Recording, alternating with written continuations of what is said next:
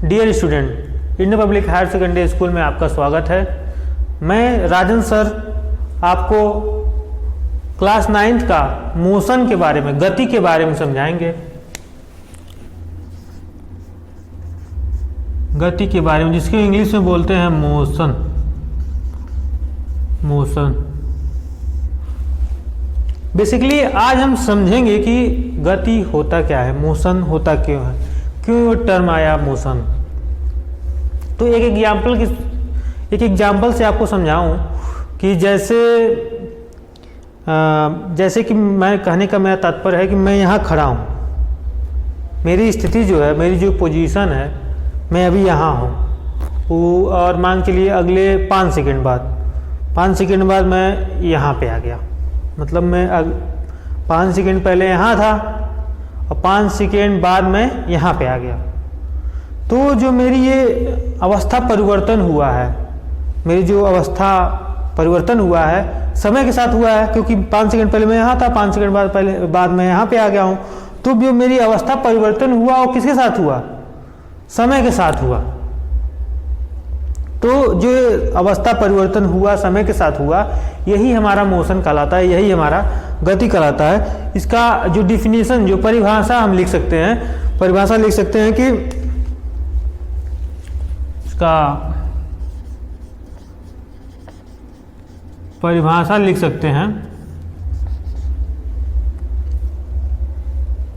कि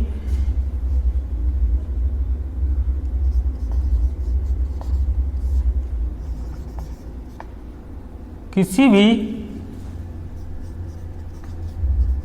वस्तु की स्थिति, किसी भी वस्तु की स्थिति जो पोजीशन, इंग्लिश में लिखते पोजीशन, समय के साथ परिवर्तित हो, वह क्या था? गति मीन्स मोशन कहलाता है।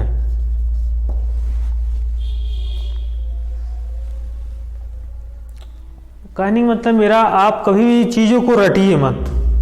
रटने से क्या होता है, आप ये चीज़ों को तो याद कर लेगा, कोई भी आदमी समझ लेगा, लेकिन मेन होता है समझना। अगर आप समझ गए, आपके दिमाग में आप बैठ गया, तो वो चीज़ कभी भी भूलेगा नहीं। और यही होना भी चाहिए आपको।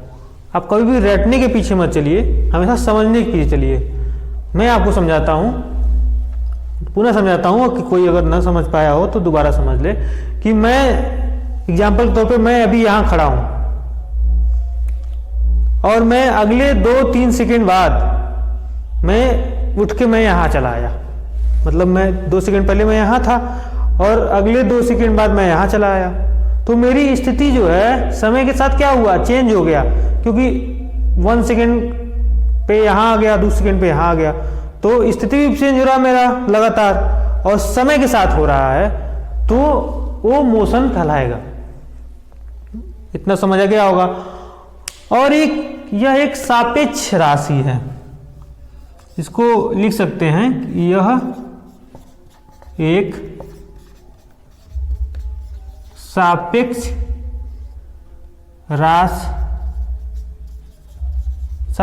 राशि है, लिख सकते हैं, चाहे राशि या पद है। सापेक्ष राशि मतलब इंग्लिश में लिखते हैं रिलेटिव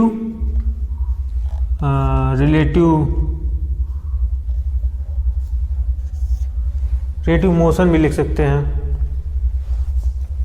रिलेटिव टर्म्स। पद का इंग्लिश होता है क्या? टर्म्स। यह एक सापेक्ष राशि है, क्योंकि सापेक्ष मतलब क्या होता है? रिलेटिव मतलब एक दूसरे से कंपैरिजन करना, कंपेयर करना किसी के प्रति। मतलब क्यों एक काम हो रहा है, ये अवस्था चेंज का काम हो रहा है, किसके साथ? समय के साथ। तो इसी का एक टर्म आया कि एक सापेक्ष राशि को हटा दे अगर, तो इसको कहा जाता है सापेक्ष पद है, एक रिलेटिव टर्म्स है, क्योंकि ये कंपैरिजन हो रहा है, तुलना हो रहा है किससे, समय से, किसका, अवस्था का, कि एक पहले आदमी यहाँ था और यहाँ हो गया। दूसरा एग्जांपल लें कि ये मार्कर ही ले लें कि पहले मार्कर यहाँ था और अगले 2 सेकंड बाद यहाँ आ गया, मतलब यहाँ 1 2 2 सेकंड में यहाँ ला दिया, तो समय के साथ आ रहा है वो, तो ये मोशन कहलाया।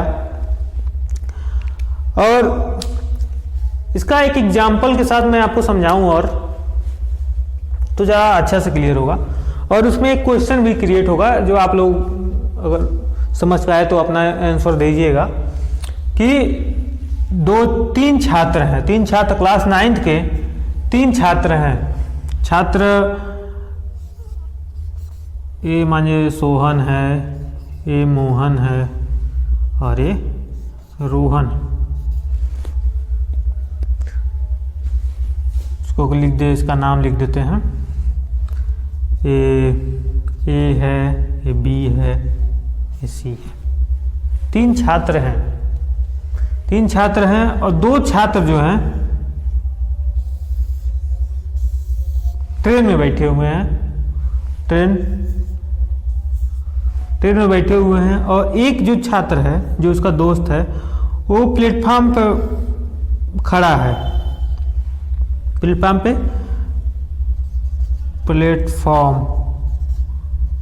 पे खड़ा है। तो ये कहता है बी से, स्टेटमेंट कथन फर्स्ट जो है, कथन फर्स्ट, इसको स्टेटमेंट फर्स्ट बोलते हैं। जो ए है वो बी से कहता है ए के अनुसार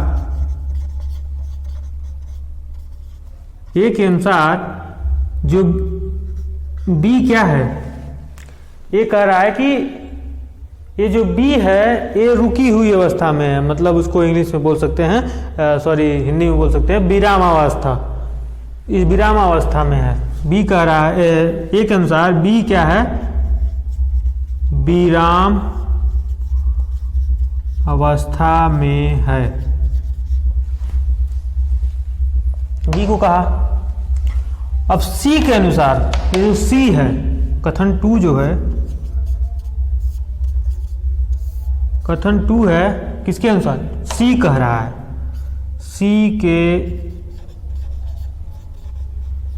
सी के अनुसार जो बी है वो बी क्या है, गतिमान अवस्था में, गतिमान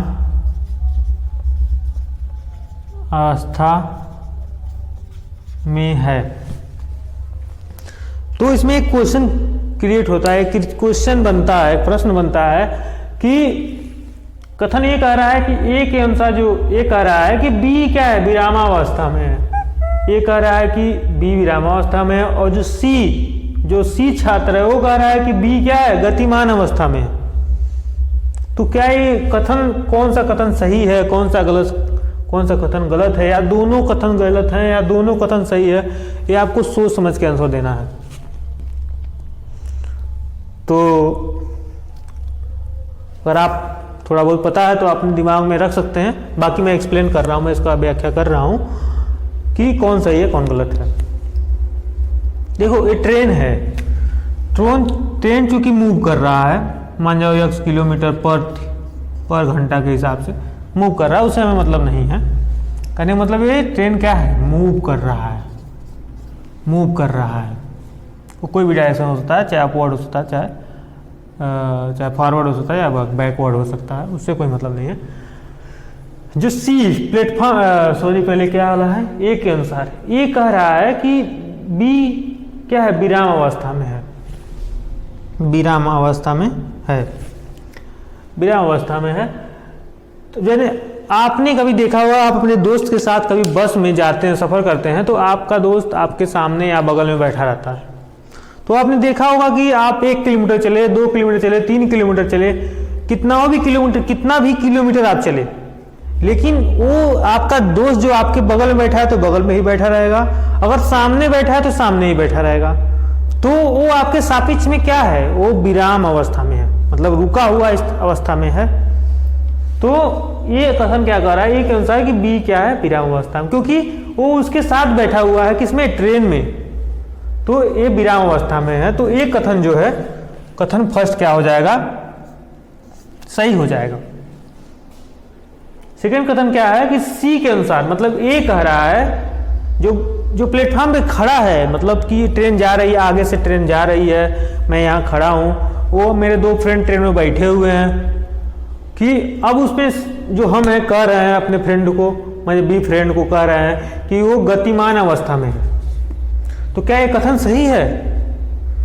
हाँ बिल्कुल सही है, क्योंकि ये जो बी जो है ट्रेन में बैठा हुआ है, वो तो अपना मूवेबल स्थान पे, क्योंकि आप तो यहाँ सिंगल पॉइंट पे आप खड़े हैं, आप तो मूव कर नहीं रहे हैं कहीं भी, या इधर बैकवर्ड अप कहीं भी तो आप नहीं कर रहे हैं, फॉरवर्ड बैकवर्ड मूव, आप तो अपने जगह पे खड़े हुए हैं, टिके हुए हैं।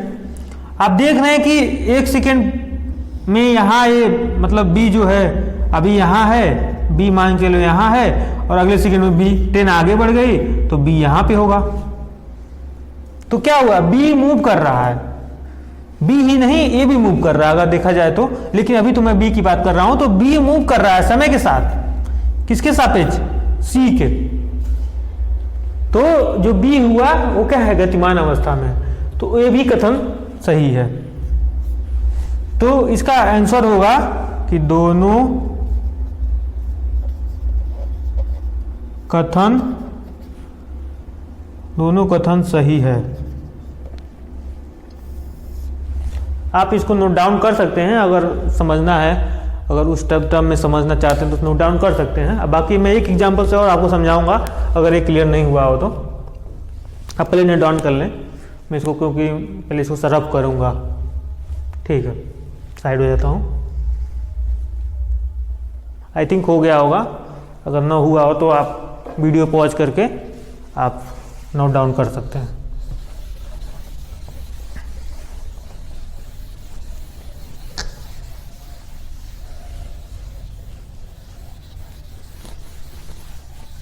एक एग्जाम्पल और मैं बताना चाहता हूं आपको।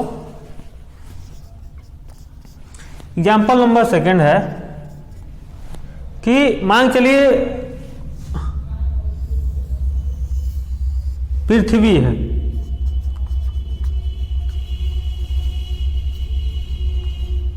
एक पृथ्वी है,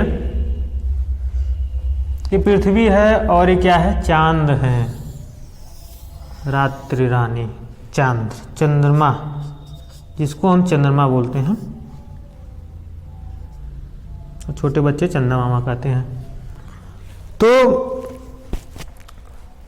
इस पर एक लड़का यहाँ पे है और उसके दो फ्रेंड जो हैं, दो फ्रेंड तीन फ्रेंड जो कर लिए, दो फ्रेंड मैं एग्जाम्पल ले रहा हूँ। मान चलिए ए फ्रेंड है, ए बी फ्रेंड है और ए सी फ्रेंड है, तीनों आपस में दोस्त हैं। दोस्ती का लेकिन यहाँ पे कोई मतलब नहीं है, मतलब बता रहा हूँ कि दोस्त हैं, दोस्त हो भी सकते हैं नहीं भी हो सकते हैं, वो अलग बातें हैं। तो चंद्रमा पे चूंकि सी छात्र क्या है, मतलब यहाँ पे वो बैठा हुआ है, और अर्थ क्या है, अर्थ आपको पता होगा कि वो अपने केंद्र पे घूर्णन गति करता है, ऐसा रोल होता रहता है। जैसे किसी गुब्बारे को रख लो और एक मूली पे नचाते हो ना, वही घूर्णन गति होता है। घूर्णन गति मैं आपको आगे कुछ क्लास में बताऊंगा घूर्णन गति क्या होता है, बाकी और सब जो गति हैं। लेकिन पहले आप समझिए कि अब घूर्णन गति होगा, अब पूछा जा रहा है, क्वेश्चन क्या है, पूछ रहा है क्वेश्चन सी के अनुसार, सी के अनुसार, सी बोल रहा है वैसे सी के अनुसार कि ए जो है, ए विराम अवस्था में है,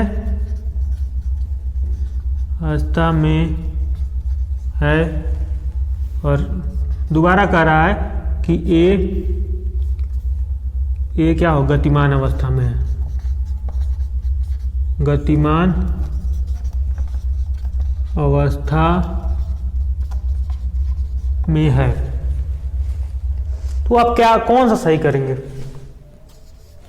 सी के अनुसार वो बोल रहा है कि, एक बार बोल रहा है कि ए विराम अवस्था में है, ए गतिमान अवस्था में है, आप बताइए कि इसमें से कौन सा सही है, ये वाला सही है कि ये वाला सही है कि दोनों सही है कि दोनों गलत है, आप बताइए।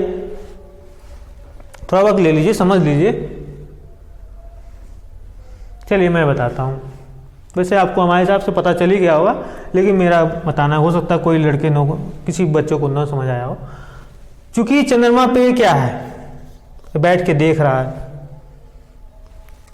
अब एक क्या है, एक हर सेकेंड में पता है कि मतलब टाइम के हिसाब से मूव करता है, मतलब घूर्णन गति करता है। तो अभी ये यहाँ रहेगा, कुछ टाइम बाद यहाँ चला जाएगा।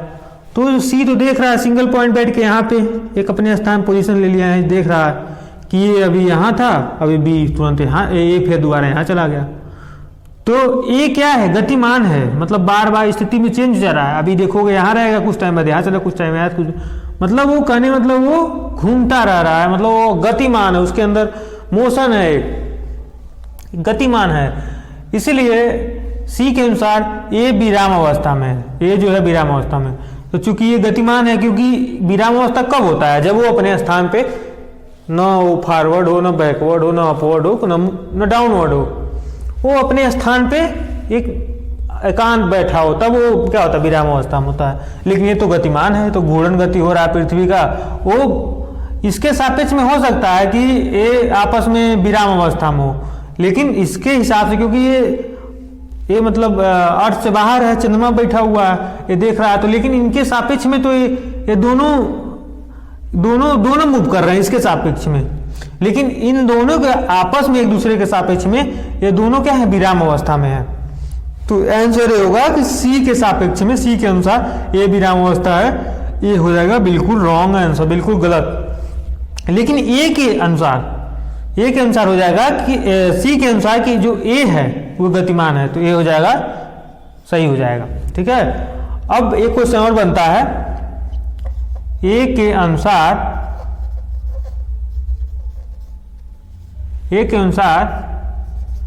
जो बी छात्र है, बी जो है वो गतिमान है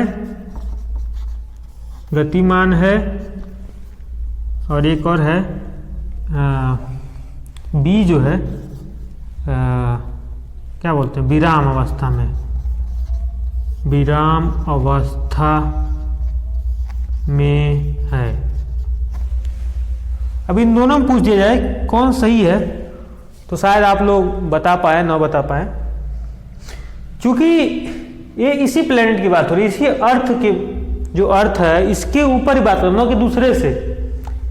अब हम भले से आप हैं छात्र, हम आपके सामने बात पढ़ा रहे हैं, तो आपका पोजीशन फिक्स है, आप अपने घर पे चेयर पे, चाहे हो सकता है तखत पे, चाहे चेयर पे, मेज पे बैठ के पढ़ रहे हो, चाहे जिस पर बैठ के पढ़ रहे हो, तो आपका पोजीशन आपका तो एक ही जगह है। मैं भी यहाँ पढ़ा रहा हूँ, तो अगर खड़ा से देख रहा हूँ तो मैं तो मेरा सेम पोजीशन, आपका भी सेम पोजीशन, तो हम दोनों के हिसाब से तो आप विराम अवस्था पे, मैं भी विराम अवस्था में हूँ। लेकिन जो अब चंद्रमा से देख रहा हो और हमारी साथ साथ में इसे घूमते रहे, सूर्य क्या हमारा जो पृथ्वी है वो क्या घूमता रहता है, तो भले से पार्टिकल आपका घर जो है, जैसे आपका घर जो है बना हुआ, मेरा घर आपका घर, वो तो अपनी जगह पे ही है, लेकिन वो घूम रहा है, वो पृथ्वी जो घूम रहा है, तो अब कोई दूर से देखेगा, दूसरे ग्रह से देखेगा, इस चंद्रमा से देखेगा, तो उसको दिखेगा कि आपका घर मूव हो रहा है टाइम के साथ, तो आप गतिमान हो गए। लेकिन जब एक दूसरे की बात हो रही है, तो ये तो इसी के सामने है, और ये मान लो देख रहा है इसको, इसी को देखता रहेगा, ये भी अगर देखे इसको, इसी को देखता रह जाए, समय के साथ ये बदलेंगे तो है नहीं, ये तो है नहीं कि भाग जाएगा समय के साथ, ये तो यहीं रहेगा, ये तो इसके सापेक्ष में ना ये चेंज हो रहा था, क्योंकि ये नाच रही थी। अगर ये नहीं नाचती, ये भी कोई मतलब एक कांस्टेंट में रहता, मतलब कि इसका मोशन कभी इधर उधर ना होता, घूर्णन गति नहीं होती, तो ये भी इसके सापेक्ष में विराम अवस्था में होता। लेकिन ये तो साथ में, एक ही साथ में है, एक ही बस में सवार किए हैं, तो वो तो उसको देख रहा है, मैं उसको देख रहा हूँ, चेंज तो हो नहीं रहा, बस चल रही अलग बात है, पृथ्वी मूव कर रहा अलग बात है। ए के अनुसार ये क्या कह रहा है कि बी गतिमान है, बी गतिमान है, तो ऐसा मतलब हो सकता है, लेकिन यहाँ दर्शाया तो गया नहीं, क्योंकि बी का भी पोजीशन फिक्स है और ए का भी पोजीशन है, तो ये क्या हो जाएगा, गलत हो जाएगा। और ये जो है बी के सापेक्ष में विराम अवस्था में, मतलब रुका हुआ है। तो ये तो बिल्कुल सही आंसर हो गया। तो ये चीज़ आपको हमारे हिसाब से समझ आ गया होगा कि गति के बारे में क्या है। गति मैंने आपको बताया कि गति ऐसा चीज़ होता है कि अवस्था परिवर्तन, जो हमारी अवस्था है, जो पोजीशन है, समय के साथ चेंज हो जाए। अगले सेकंड में कहीं और चला जाऊं, हाथ उठा लूं, अगले सेकंड में मेरी अवस्था चेंज होगी। मैं यहाँ ऐसे खड़ा था और आगे चल कैसे खड़ा हो गया, तो क्या हुआ कि मेरी अवस्था सेकंडों में चेंज हो जा रही है। तो इसलिए मैं गतिमान में हूँ। इस जो एक क्रिया विधि है वो क्या हो गया, मोशन कहलाएगा। तो मोशन का मैंने डिफिनेशन भी लिखवा दिया, एग्जाम्पल भी समझा दिया।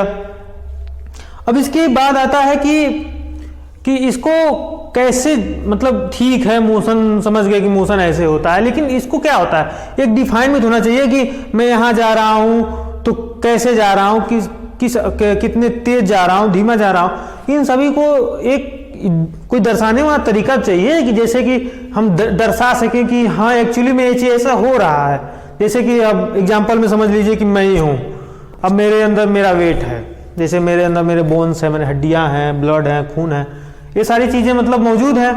तो अब हमें इसका मास देखना है कि भाई कितना हम किलो का हैं। तो क्या करें, तराजू खड़ा होंगे। अब 1 किलो है ना, कि भाई हम कोई भी प्रॉपर्टी हो, कोई प्रॉपर्टी, जैसे कि मेरी मास भी एक प्रॉपर्टीज है एक, तो ये मास को मापा जा सके। आप माप ही तो रहे हैं, मेरी प्रॉपर्टी को तो माप ही तो रहे हैं। तो इसी तरह जो ये मोशन है, इसकी जो प्रॉपर्टीज हैं, जो गुण धर्म है, उसको मापा जा सके, तौला जा सके, जो भी कुछ किया जा सके, उसको जो गुण को जो प्रॉपर्टीज को माप रहे हैं, जो गुण धर्म को माप रहे हैं, वही क्या है, हमारा भौतिक राशि है। तो हम टॉपिक है हमारा भौतिक राशि। भौतिक राशि के बारे में थोड़ा बहुत चर्चा होगा।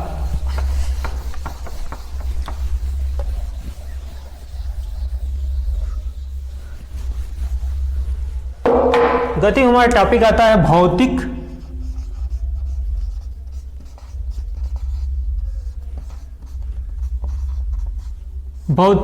राशि। भौतिक राशि आपको बता ही दिए कि भौतिक राशि मतलब किसी भी गुण को मापा जा सके, वही भौतिक राशि है। इसको अगर डिफिनीशन में लिखना रहे तो लिख सकते हैं, वह लिख सकते हैं कि किसी भी, चलिए लिखिए आप लोग, किसी भी गुण या गुणधर्म जिसे मापा जा सके, वही क्या है, भौतिक राशि। भौतिक राशि का 4 तरह के हैं। फर्स्ट नंबर है विस्थापन और गति। तो गति और विस्थापन, दूरी और विस्थापन। फर्स्ट नंबर है दूरी तथा विस्थापन। दूरी तथा विस्थापन, इसको इंग्लिश में बोलेंगे डिस्टेंस एंड, विस्थापन को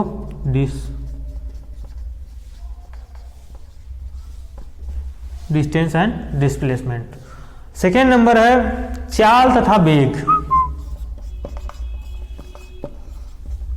चाल तथा वेग। अब स्पीड, चाल का हो गया स्पीड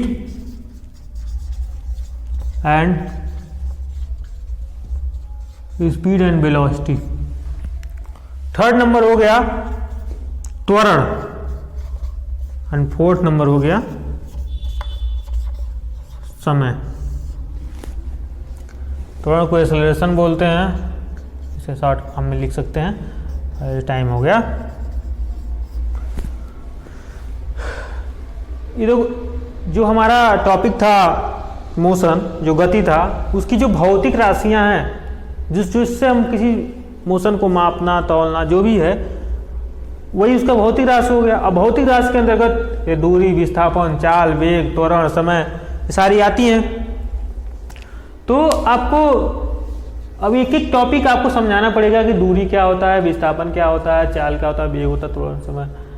तो ये सारी चीज़ों को बड़ा इजीली तरीके से मैं आपको समझाऊंगा। आप समझने की कोशिश करिए, कभी भी रटने का कोशिश मत करिएगा। रट लेंगे, अभी पेपर दे देंगे, नंबर मिल जाएंगे, वो बात अलग है, लेकिन आपको समझना होगा।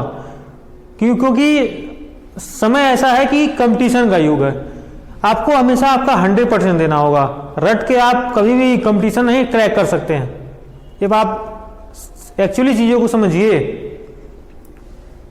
इसीलिए आपको हमेशा समझने का ध्यान देना चाहिए। नहीं समझ आए आप कमेंट करिए, ग्रुप में कमेंट करिए, बार बार करिए ना, नहीं कोई, क्योंकि आपके भविष्य का सवाल है। तो भौतिक राशियां आप समझ लिए, लिख भी चुके होंगे हमारे हिसाब से। नहीं लिखे होंगे तो वीडियो पॉज पीछे बैक करके उसको पॉज करके आप लिख लीजिएगा, फिर आगे फॉरवर्ड कर लीजिएगा।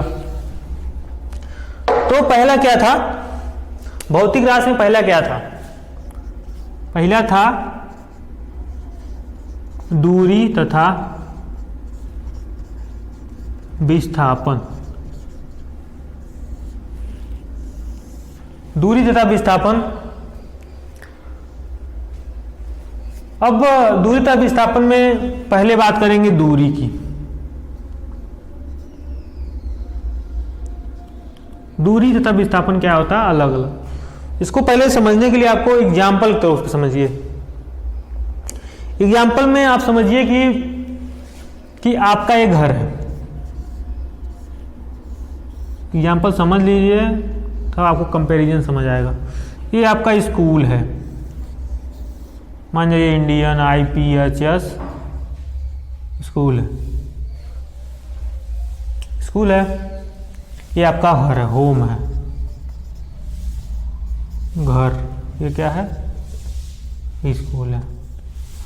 जब आप घर से निकलते हैं तो घूमते फिरते आप स्कूल जाते हैं। जाते होंगे, बहुत से ऐसे बच्चे हैं कि उधर से घूमते हुए आएंगे आराम से। और कुछ बच्चे होते हैं जो सीधा घर से निकलते हैं और स्कूल की ओर चले जाते हैं। ऐसा होता होगा बहुत सारे बच्चों के लिए। तो अभी इसकी बात नहीं करें, ज़्यादा सही रहेगा, क्योंकि समझने में इजीली होगा।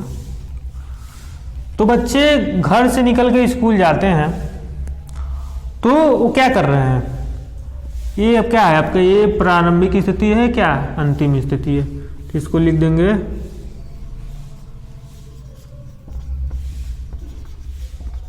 प्रारंभिक स्थिति। ये हो जाएगा अंतिम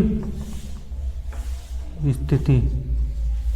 इसको लिखेंगे, इसको दिखाएंगे x i, इसको दिखाएंगे x f। इसको लिख सकते हैं इंग्लिश में इनिशियल पोजीशन, इसको लिख सकते हैं फाइनल पोजीशन। अब हमेशा इंग्लिश को साथ लेके चलिए, क्योंकि इंग्लिश आगे चल के आप जब हायर एजुकेशन में जाएंगे तो आपको इंग्लिश का बड़ा सामना करना पड़ेगा। तो इसलिए आपको इस सारे टर्म को अभी भी आपके दिमाग में, अभी ठीक है, अभी याद ना कर पाए ठीक है, लेकिन एक दिमाग में होना चाहिए कि हाँ इनिशियल पोजीशन भी कुछ था। तो थोड़ा बहुत आप कंपैरिजन कर पाएंगे तो बड़ा इजीली आपका हो जाएगा। जब चीज़ें एकदम से नहीं आएंगी तो दिक्कत हो सकता है। इसलिए मैं आप इंग्लिश को साथ लेके चलता हूँ कभी भी। तो इसमें हो क्या रहा था कि प्रारंभिक स्थिति से लड़का तो निकल रहा था घर से। इसका प्रारंभिक स्थिति क्या? घर। और फाइनल कहाँ पहुंचा था? स्कूल पे। तो वो घर से स्कूल जाने के लिए कौन सा पाथ फॉलो किया है, कौन सा मार्ग के साथ गया है? तो यही तो मार्ग है वो अपनाया है। भले से घूम फिर के, उससे मतलब नहीं, अपनाया तो यही है उसने। तो ये उसका क्या हो गया? वास्तविक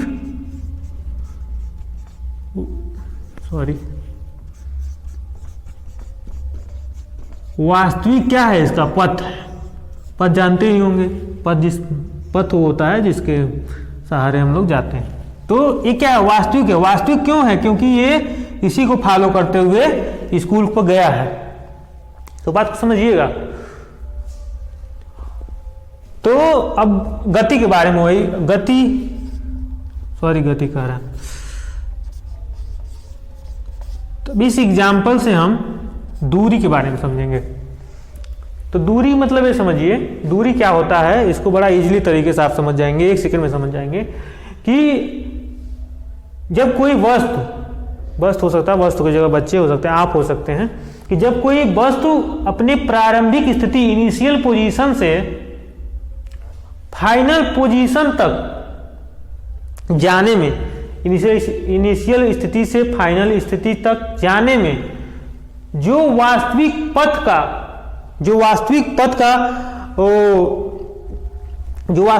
को फॉलो किया हुआ है, उसकी जो लंबाई है, जो पथ की लंबाई है, वही क्या है, हमारा दूरी, वही हमारा क्या होगा, डिस्टेंस। इसको इंग्लिश में बोलते हैं डिस्टेंस। इसको आप इंग्लिश भी लिखते रहिए साथ साथ में, डिस्टेंस। तो आप डिफिनीशन लिख सकते हैं, इसका परिभाषा में लिख सकते हैं,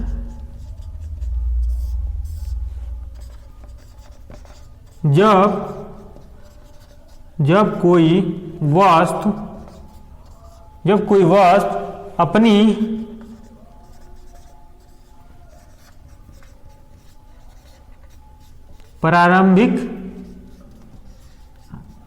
प्रारंभिक स्थिति से अंतिम स्थिति, जब कोई वस्तु अपनी प्रारंभिक स्थिति से अंतिम स्थिति को, प्रारंभिक स्थिति से अंतिम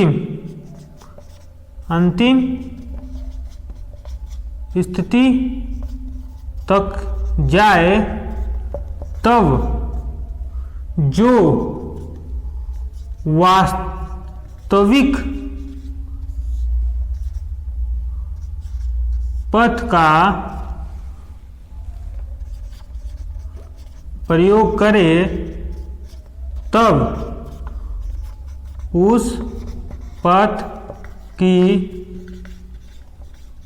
लंबाई को क्या कहते हैं, दूरी कहते हैं।